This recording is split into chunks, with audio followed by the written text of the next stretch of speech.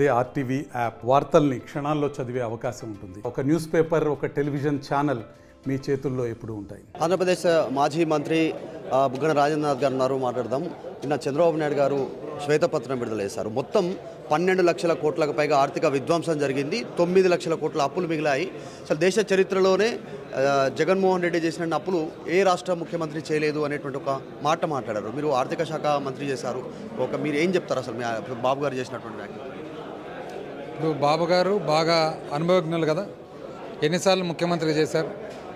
ఓసారి 14 లక్షల కోట్లని ఆయన్నే అన్నారు, ఓసారి 13 లక్షల కోట్లని ఆయన్నే అన్నారు, ఓసారి 10 లక్షల కోట్లని ఆయన్నే అన్నారు, ఓసారి 9 లక్షల కోట్లని ఆయన్నే అన్నారు. ఇప్పుడు దీనికి ఇంకా నేను సమాధానం ఏం చెప్పమంటారు? మేము మొదటి నుంచి ఒకటే 7 లక్షల చిల్లర కోట్లు అయిందండి. ఇది అప్పు అనేది ఆర్బీఐకి తెలిసే జరుగుతుంది, సిఏజీకి తెలిసే జరుగుతుంది. కార్పొరేషన్ అప్పులు ఏమైతే ఉన్నాయో కార్పొరేషన్ అప్పులు ఎట్లా జరుగుతాయి? కార్పొరేషన్ అప్పులన్నీ కూడా కంపెనీస్ యాక్ట్ కింద దే ఆర్ గవర్న్డ్. దానికి ఒక ఆడిట్ ఉంటుంది, సిఏజీ ఆడిట్ ఉంటుంది. అప్పు అనేది మీరు నేను కలిసి బాండ్ రాసిస్తాము, ఏమన్నా లేదు కదా. మళ్ళీ ఈ పరిధులు లేని అప్పు ఎక్కడి నుంచి వస్తుంది అసలు? కాంట్రాక్టర్ల బిల్లులు అంటారు, కాంట్రాక్టర్ బిల్లు కొన్ని అప్లోడ్ అయిన, కానీ ఎంతైనా కూడా ఎన్ని బిల్లులైనా కూడా లక్షల కోట్లు అయితే కావు కదా. ఆర్థిక అభివృద్ధి చేయలేదు అంటే 100 రూపాయలు మేము గతంలో ఉన్నప్పుడు 2014 నుంచి మేము పాలించిన సమయంలో 100 రూపాయలు ఖర్చు పెడితే 53-52 రూపాయలు ఆస్తులు విలువలు పెంచేలాగా చేశాము రాష్ట్రానికి సంబంధించి. జగన్మోహన్ రెడ్డి వచ్చిన తర్వాత 100 రూపాయలు ఖర్చు పెడితే 22 రూపాయలు కూడా నేను ఇంత పెట్టినా ఇంత అయిందని చెప్పేదానికి కుదరదండి. అది మన ఇది. ఇప్పుడు మీ ఇంటి విలువ మీరు 1 కోటి రూపాయలు అనొచ్చు, నా ఇంటి విలువ నేను 2 కోట్లు అనొచ్చు. దానికి ఎవరు ఇస్తారు? అట్లా కాదు. కానీ ఒక పద్ధతి ఉంది. పర్ క్యాపిటల్ ఇన్కమ్ ఉంది కదా, తలసరి ఆదాయం ఉంది కదా. తలసరి ఆదాయం అప్పటికంటే ఇప్పుడు బాగా పెరిగిందంటే అర్థం ఏమి? స్థూల ఉత్పత్తి, దేశ స్థూల ఉత్పత్తిలో భాగంగా చూస్తే అప్పటికంటే ఇప్పుడు బాగా పెరిగింది అంటే దాని అర్థం ఏమి? రెవెన్యూ రాబడి అప్పుడు 6% పెరిగితే ఇప్పుడు 16% పెరిగింది అంటే అర్థం ఏమి? ఇవి కరెక్ట్. కానీ నేను ఆస్తి పెంచినా అంటే దాన్ని ఆస్తిని ఎట్లా లెక్కేస్తారు?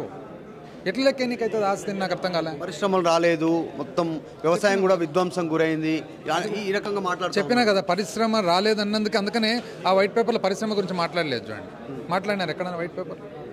రాయలేదు. ఎందుకు రాయలేదంటే పరిశ్రమ మన టైంలోనే ఎక్కువ పెరిగింది కాబట్టి. పిఎఫ్ నిధులు వాడుకున్నారు, బాండ్లు కొనిపించారు బలవంతంగా, డ్వాక్రా మహిళలకు సంబంధించిన డబ్బులు కూడా వాడుకున్నారు అని చెప్తాను. పిఎఫ్ పబ్లిక్ అకౌంట్లోకి పోతుంది.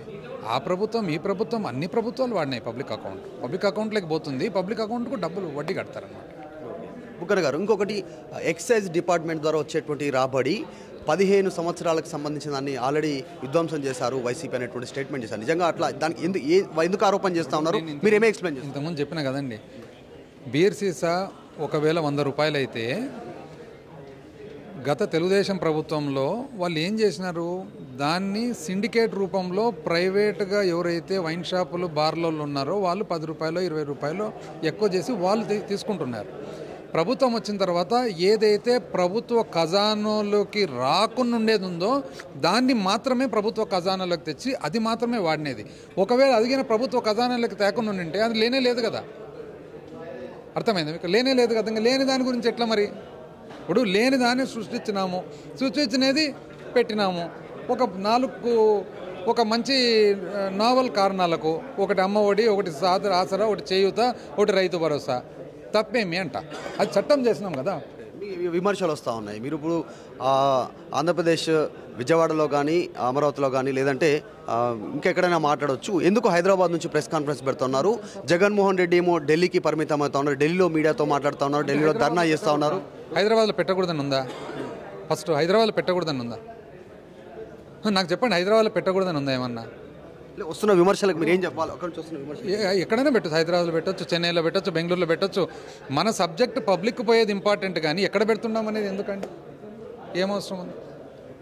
కాంగ్రెస్ మద్దతు అట్లంటే ఇప్పుడు హైదరాబాదు ఒక సెంట్రల్ ఏరియా మాదిరి ఉందన్నమాట. ఈ రోజుకి కూడా రాయలసీమ ప్రాంతం వాళ్ళందరూ చదువులకు కానీ ఆసుపత్రులకు కానీ హైదరాబాద్కి వచ్చేది. ఏదైనా పని ఉన్నప్పుడు హైదరాబాద్కి వస్తాము. హైదరాబాద్కి ఇప్పుడు నెల్లూరు వాళ్ళు ఎవరైనా ఉంటారు, ఏదైనా పని మీద ఒకవేళ చెన్నైలో ఉంటారు, ఇమ్మీడియట్గా ప్రెస్ మీట్. సో చెన్నైలో పెడితే తప్ప పెట్టకూడదా? కాంగ్రెస్ మద్దతు పెట్టకూడదని చెప్పండి. అయితే కాంగ్రెస్ మద్దతు తెలపడం పైన జగన్మోహన్ రెడ్డి మాట్లాడిన మాటలకు షర్మిల కౌంటర్ ఇచ్చారు. అసలు మీరు ఢిల్లీ వెళ్ళింది ఎందుకు, ఇక్కడ గతంలో జరిగిన వాటి గురించి ఢిల్లీలో ఎందుకు ధర్నా చేయలేదు, మీ వ్యక్తిగత కారణాలతోటి వ్యక్తిగత కక్షలను మీ పార్టీ రంగు పులిపి ఢిల్లీలో సింపతి గెయిన్ చేసుకోవడానికి ఢిల్లీ వెళ్ళారు అనేటువంటి విమర్శలు చేస్తూ ఉన్నారు షర్మిల. మళ్ళీ అటువంటప్పుడు ఏ రాష్ట్ర ప్రభుత్వంలో ఏదన్నా జరిగినప్పుడు ఏ పార్టీ ఇంతవరకు ఢిల్లీకి పోలేదా? ఎవరు? హర్యానా వాళ్ళు పోరా, ఉత్తరప్రదేశ్ వాళ్ళు పోరా, మధ్యప్రదేశ్ పోరా? అది మొత్తం జాతీయ రాజధాని కదా. జాతీయ రాజధానిలో నీకు భారతదేశానికంతా జరిగినది తెలియాలంటే మీరు లోకల్గా విజయవాడలో పెడతారా, ఢిల్లీలో పెడతారా? నాకైతే అర్థమే కాలేదు వాళ్ళ సబ్జెక్ట్.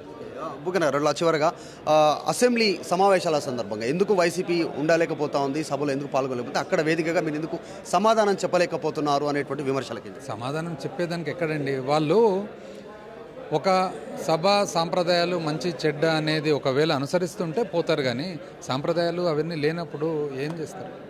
అంటే మీరు ఏం కోరుకుంటారు? అంటే వాళ్ళు విధ్వంసం జరుగుతుంది అంటున్నారు, మీరు దాడులు జరుగుతున్నాయి అంటారు, అందుకోసమే పోవట్లేదా? మరి ఇట్లా మీరు ఏం చెప్పబోతున్నారు? ఫైనల్ సభకు హాజరు కారా? ఏమీ లేదండి.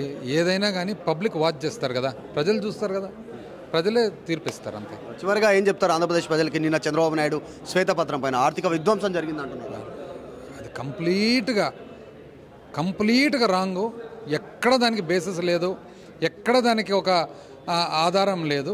కేవలము పరిపాలన చేసేదానికి చేతగాక కేవలము వాళ్ళు ఇచ్చిన వాగ్దానాలు పూర్తి చేయలేరు కాబట్టి తప్పించుకునేదానికి దీని మీదకి చెప్తున్నారు. సముద్రం చూడడానికి రిషికొండ పైన ప్యాలెస్ కట్టుకున్నాడు 500 కోట్లు పెట్టి, అందులో కూర్చొని సముద్రం ఒక వ్యూ కోసం 500 కోట్లు ఖర్చు పెట్టి ఇట్లాంటి వాళ్ళని ఏం చేయాలి ప్రజలు నిర్ణయిస్తారని బాబు. ఇంతవరకు ఎవరు కూర్చున్నారు అక్కడ? ఎవరన్నా కూర్చున్నారా? ఏంటి ఇవన్నీ ఊహ? ఎవరన్నా కూర్చున్నారా? ఇంతవరకు లేదు కదా. ఇది బుగ్గన రాజనాథ్ గారు చెప్తా ఉన్నారు. మాజీ ఆర్థిక శాఖ మంత్రి ఆంధ్రప్రదేశ్కి సంబంధించి చంద్రబాబు నాయుడు ఒక ఫిగర్ చెప్పట్లేదు. గతంలో ఒక సంఖ్య చెప్పారు, ఇప్పుడు మళ్ళొక సంఖ్య. ఒకసారి 13 లక్షల కోట్లని, తర్వాత 12 లక్షల కోట్లని, 11 లక్షల కోట్లని, ఇప్పుడు 9 లక్షల కోట్లని ఈ రకరకాలుగా చెప్తారు. యాక్చువల్గా మేము గతంలోనే ఫిగర్ చెప్పాము, 7 లక్షల కోట్లకు పైగా సంబంధించినటువంటి అంశంపైన కావచ్చు. చెప్తున్నాయని కూడా అబద్ధాలు, కావాలని ఒక రకంగా అయినటువంటి ప్రచారం చేస్తున్నారు. ప్రజలు అన్నీ గమనిస్తున్నారంటూ బుగ్గన రాజేంద్రనాథ్ గారు చెప్తా ఉన్నారు. వీడియో జర్నలిస్ట్ విజయ్తో మధు మల్కేడికర్, హైదరాబాద్. మరిన్ని వీడియోస్ కోసం ఛానల్ ని సబ్స్క్రైబ్ చేయండి. లేటెస్ట్ అప్డేట్స్ కోసం వాట్సాప్ ఛానల్ ని ఫాలో చేయండి. అండ్ లింక్ డిస్క్రిప్షన్ లో ఉంది.